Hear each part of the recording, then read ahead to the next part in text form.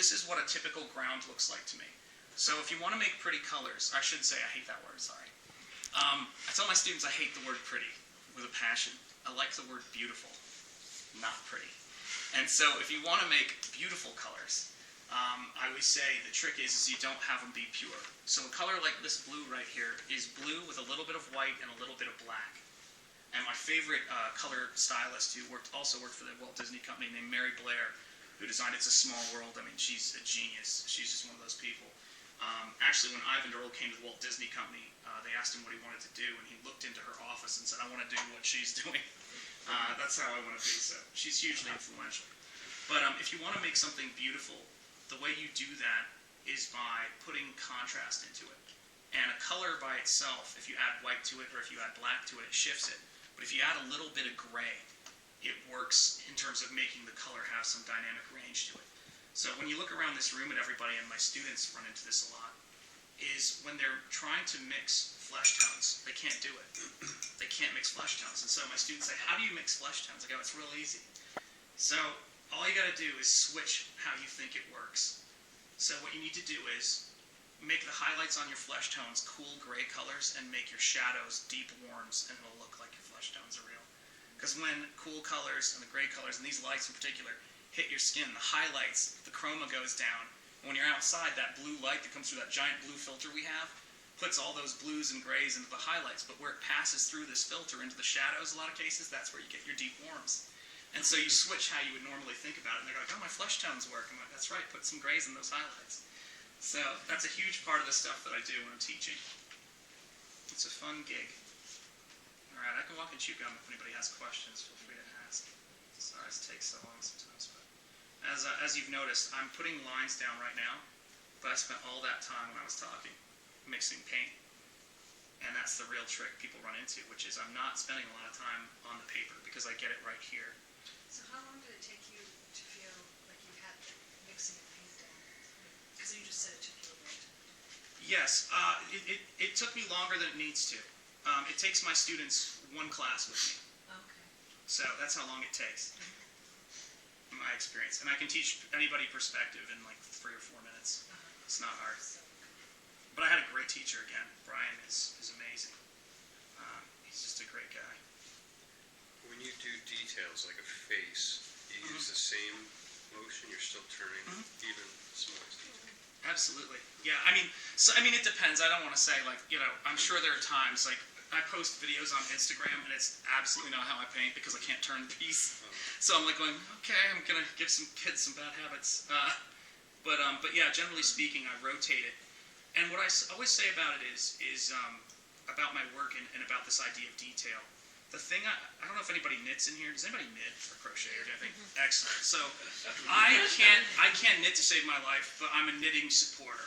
Okay, I've been to Rhinebeck. I've been to Stitches 5 times. Yeah, I'm serious. Okay, I take it seriously. I find knitting shows for my wife on YouTube. This is a great show on Denmark, but we can talk about that later. But it's the thing I always say is that when people are knitting, it feels complicated to me. I can't understand it. It's like reading, but when they're doing it, it's relaxing. When you see people who do detail, who really are, artists who lean into that, it's not stressful to them. It's like meditative, like knitting. So I don't put the detail down because I'm trying to reach for something. It's just a meditative thing for me. To me, that's the easiest part of it. And yeah, that's just kind of what my approach is when I work. And you can see how quickly, so here's a really good example. This is the Eyvind Earl tree, stage 1. You've already got a tree in a background with just 2 values. That's, my biggest philosophy when I'm working is get 80% of the work done in the first 20% of the time. Because then you have time to think about it, but just get as much done as you can. And this is going to be, again, sorry, too much information here, but I love to clean, like a lot. I can't do laundry, but I can clean a house from top to bottom. I just am like a machine. So I was really excited when the Swiffer came on board. That was great for me. Changed my life, and probably too much. But the thing about it for me is when I clean, I'm like, it's going to be 80% clean in the first 20% of the time. Like, I'm just going to move and get it done. And when I paint, it's the same thing. When I teach, it's the same thing. I always go, I don't know if I'm going to get sick. I don't know what's going to happen this semester, if things are going to get busy. So for me, 4 years of teaching people in college is like being on the side of the road and a room full of 20-somethings in a van come by going 60, and I'm quickly screaming at them as they go by. That's how I see college. It's so quick. So I'm like, oh, there's a guy. And they're gone. And that's kind of how I see it. So when I'm teaching somebody how to paint, they're going to be painting this tree in the first class they have with me where we go over this. And they're like, I can paint suddenly. I'm like, cool. Now you're not afraid of paint. And if I get you past that, then we can actually learn the harder stuff. So now I'm going to take that same color I was just using, add a little bit of black. I still haven't added another color to this thing. Sorry, I go on. See, she warned you. She was like, don't let him talk. So I'm going to mix up another color, and I'm going to put it over top of this. And it's basically the background color with a little bit of black in it. And I'm going to work over top of it here. Bob Ross is so much better at this. It's just Bigger brush. yeah, I know, right? Yeah, Bob's the man. Bob's amazing. I used to watch that, and I hated color when I was a kid. I was just terrible at it, and it just used to infuriate me how calm he was. He was like, and there it is. I'd go, that's not how it works for me, Bob. All due respect. There's a lot of crying and screaming. No. So here's me just working over top of that with a couple of lines. And already you start to see like, oh, something's starting to emerge from this. Like, oh, I can kind of see something. And all I've done now, I've used black, white, and blue. That's all I'm using. So there's not a lot of ingredients to this. I'm not a good cook. I can make pancakes. And this is pretty much what I'm doing. And if you get comfortable in the kitchen doing stuff like this, again, I'm not promising I'm going to ever cook, because I don't want to hurt anybody. But it's one of those things to where you start saying, oh, so I can make a full color piece with just 2 colors. And the thing about that is, right, we can only see 3 colors anyway. Our eyes only see red, green, and blue. And I had this really great challenge as a teacher. I taught a student named Eyvind, and she was yellow-blue colorblind.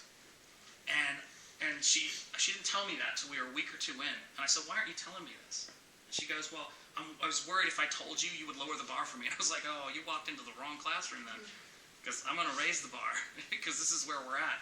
So I searched online, and I found an app that allowed me in real time to look on my phone and see how she saw everything, which was great. Yeah, and so I got her painting, and she's now selling full-color paintings that nobody understands, like knows that she's colorblind, and she's just crushing it.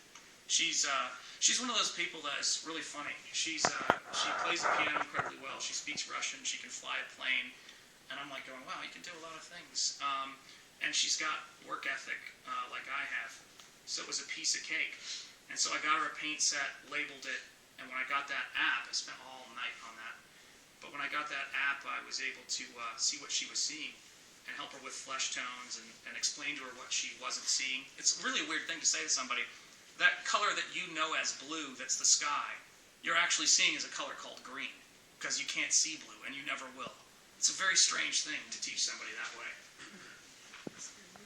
Yeah, it was a bit weird, but I kind of like a challenge, you know? She was fun. And she's killing it now. She's selling a lot of paintings. So, she's great. Do you have a favorite brush? Yes, I do actually. I use synthetic sable hair brushes when I'm doing this work right here. And these are, hang on a minute. These are Princeton Elite Round Aqua Elites, and they're a couple of bucks. I don't use like real sable hair brushes because I use watercolor set with a cartoon crab on it. So, I don't want to kill the vibe.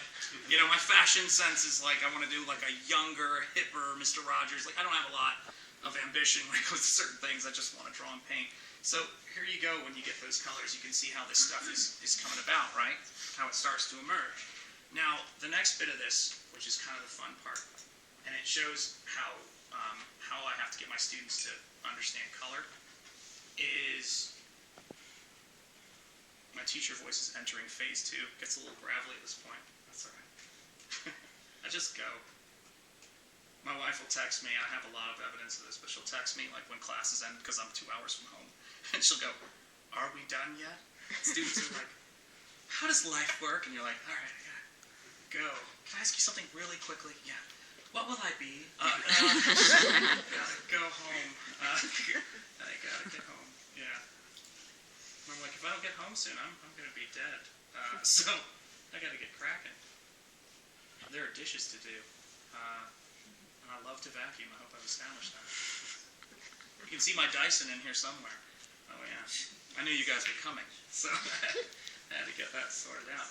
So now what I'm going to do is I'm going to put in orange, the complement of blue, obviously, for those of you guys who can see blue.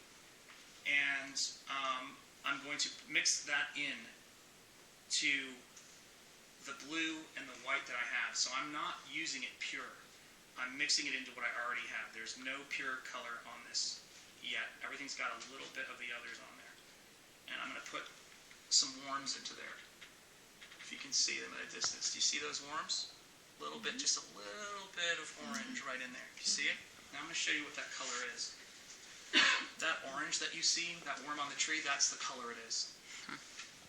In context, it starts to feel like it's warm, but it's actually a green. It's a very dull green because it's been mixed through that blue. So that's what those highlights you're seeing right there are. And I think that a lot of students struggle with color because they don't build it up in context. So by the time I take this orange color right here, let's see if I can do this, and I start mixing it into a little bit more of a pure orange, and it's still very gray, and I start to put some brighter highlights on there. I'll show you what those look like. And again, look at, for those of you guys who can see, apologies. If you're in the back here, I can do a demo afterwards. If you need one, I'm happy to do it. But I'm keeping my paper at the angle that my arm moves as a right-handed person. When you look at Da Vinci's work, so how many left-handed people do I have in here? Do I have a few? Yeah, you guys got Da Vinci, so well done. And all of my favorite artists were left-handed, which is the worst thing because you start learning how to draw from copying people who make marks in the opposite angle that you do. But I had dyslexia, so I would see them on the screen and go, oh, we're the same hand. So I would just always be a little bit lost by that. But so this is me putting some more orange highlights on there. I'm adding a little bit more of the orange chroma onto here. And real quick before I'm going to do it again, that's the color that you're seeing in those highlights right there. That's as bright as I've gotten. Isn't it amazing how dark that color is and how light it looks in context? So what I always say is that the biggest enemy for artists when they're trying to learn how to do things is the white of the canvas, is the white of the page. And I try to eradicate that as quick as I can by putting down a color. So if I'm doing a painting that's about red, I start with green, so it'll stand out. To me, the most intense color theory experiment ever in storytelling is Finding Nemo. They're like, blue water, orange fish. It's done, and you follow that thing around. Or the Matrix, the red pill or the blue pill. It's like, well, we're in a green background, so we're all thinking red. You know, and it's the same thing with Kim Novak in Vertigo when she has her first appearance. And Edith had the costumer for that, put her in a green dress in a red room. I mean, it's just all the things that we do. So if you give me two complementary colors, or hopefully any of my students, they should be able to give you a really successful piece. And so by the time I start to kind of lean into my color theory a bit, I'm going to go on a bit, sorry. No, you don't. I just worry about it. It's tough. Let me see here. Good God. Yeah, I'm. So I've already picked out my epitaph for my tombstone because I like to plan ahead, and I wanted to say, but I digress. It was desperate. I thought it was going to say I'm still holding a grudge. It's that too. That was one of them, and then the other one, my favorite one, is I wanted to say I was born for this. So, sorry. Look, okay, I had an Indian father. All right, folks, believe me, it was tough. When Lauren first met my dad, one of my favorite moments, we were in a Dairy Queen, and he looked at me and he said, or looked at me and I said, I'm really stressed out, Dad. He goes, you're really stressed out? Why? And I said, well, I'm stressed out. He goes, how old are you? Which is classic him. He never knew. He goes, how old are you? And I go, I said, I'm 20 something. He goes, well, your grandfather died at 72, so you probably only got about 50 years left, so relax. And I was like, and Lauren just looked at me like going, is this your family? And I said, yes. Yes, it is. Yeah. So that's why I was sending artwork out to Marvel Comics at 11. I was trying to get out of there. No, oh my goodness. So now I'm going to mix in a little bit more bright color there. And this will be the last bit I do. And the thing I'm trying to avoid is keeping, people try to make their, they make their highlights brighter, but they also